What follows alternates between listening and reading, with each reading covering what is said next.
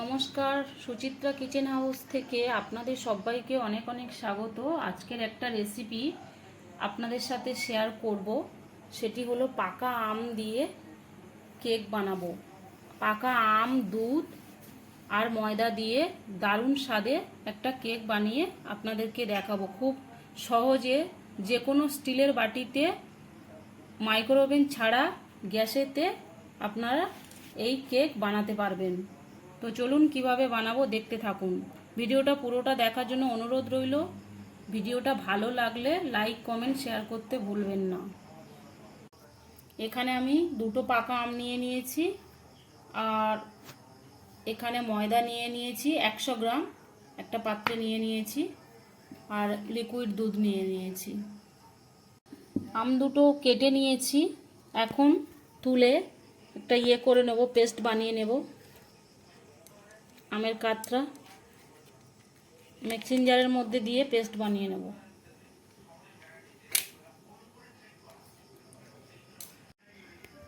এখানে একটা আম আমি আমের কাতরা চামচ দিয়ে বের করে নিয়েছি। এখন পেস্ট বানিয়ে দেবো, এতে কোনো জল ইউজ করব না, এটা পেস্ট বানিয়ে নিচ্ছি। এখন ময়দাটা ভালো করে চেলে নিয়েছি, দিয়ে দিলাম 100 গ্রাম ময়দা দিলাম। যে বাটি মেপে আমি ময়দা নিয়েছি ওই বাটি মেপে আমি দুধটাও নিয়ে নিচ্ছি। এখানে দুধটা এক বাটিরও একটু কম নিয়েছি, একেবারে দেবো না, অল্প অল্প দেবো ব্যাটারটা বানাতে বানাতে। আপনারাও খুব সহজে যে কোনো স্টিলের বাটিতে করে বাড়িতে টেস্টি কেক বানাতে পারবেন খুব সহজে। তো ব্যাটারটা এখন ভালো করে আমি ফেটিয়ে নেব। আমের পাপটাও দিয়ে দেব। পাত্রের মধ্যে আমের পাপটা পেস্ট করেছিলাম, এখন একটু ধুয়ে দুধ দিয়ে দিলাম। জল ইউজ করব না, এখানে দুধ দিয়ে দেব, তাহলে টেস্টটা খুব ভালো হবে। এখন ভালো করে 2-3 মিনিট ধরে ফাটিয়ে নেব সুন্দর করে। যে বাটি মেপে দুধ ময়দা ইউজ করেছি কেক বানানোর জন্য, ওই বাটির অর্ধেকটা চিনি দিয়ে দিলাম ব্যাটারের মধ্যে।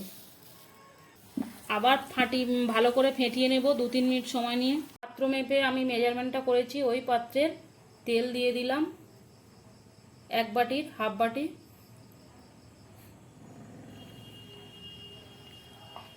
এখন ভালো করে ফেটিয়ে নেব।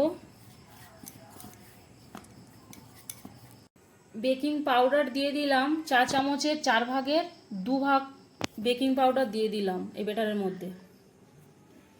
ওই চামচের 4 ভাগের 1 ভাগ বেকিং সোডা দিয়ে দিলাম। খুব বেশি সোডা দেবেন না, তার কারণ সোডা বেশি দিলে টেস্টটা নষ্ট হয়ে যাবে, টেস্টটা খারাপ হবে।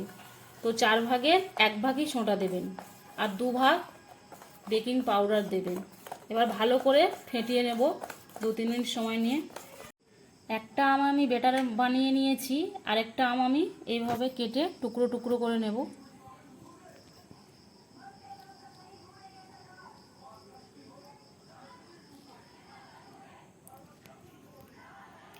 এই আমের টুকরো গালে পড়লে খুব ভালো লাগে কেকের সাথে।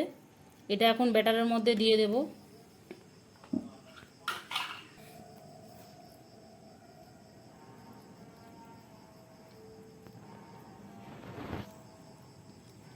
দেখছেন, এইটা এখন ব্যাটারের মধ্যে দিয়ে দেবো। এটা গালে পড়বে, কেক খেতে তখন খুব ভালো লাগবে। সেমভাবে একটা আম আমি পুরোটাই এইভাবে তুলে নিচ্ছি, নিয়ে ব্যাটারের মধ্যে দিয়ে দেব। এখানে 4টে স্টিলের বাটি নিয়েছি, এখন তেল মাখিয়ে নেব।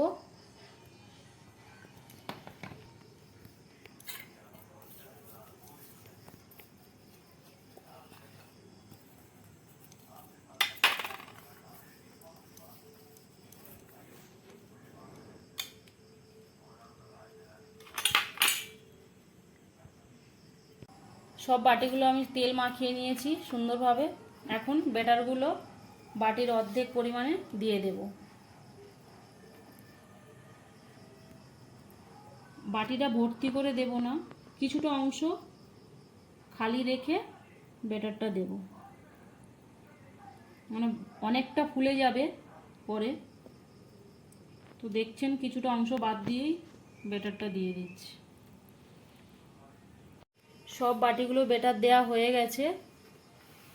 এখন ভালো করে এইভাবে ট্যাক করে নেবেন, তাহলে বাটির মধ্যে হাওয়াটা থাকবে না।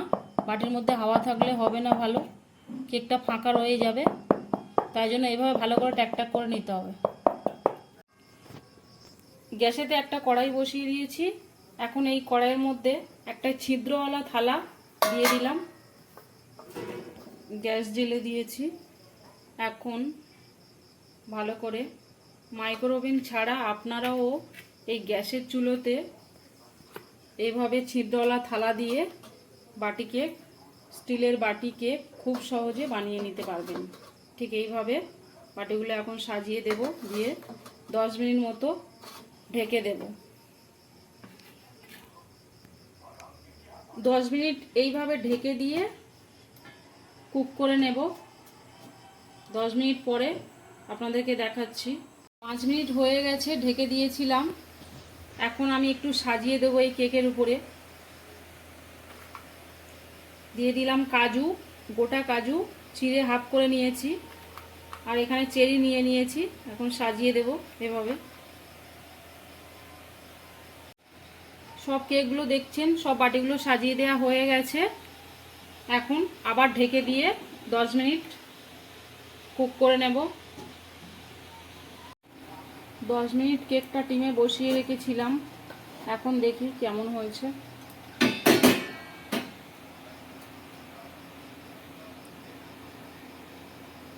কিভাবে হয়েছে বুঝবেন, দেখুন একটুও ব্যাটার লেগে নেই, মানে কেকটা পুরোপুরি রেডি। তো এখন নামিয়ে নেব। 2 মিনিট ঠান্ডা হয়ে গেছে, ঠান্ডা করে নিয়েছি। এখন তুলে দেখাচ্ছি আপনাদেরকে কেমন হয়েছে।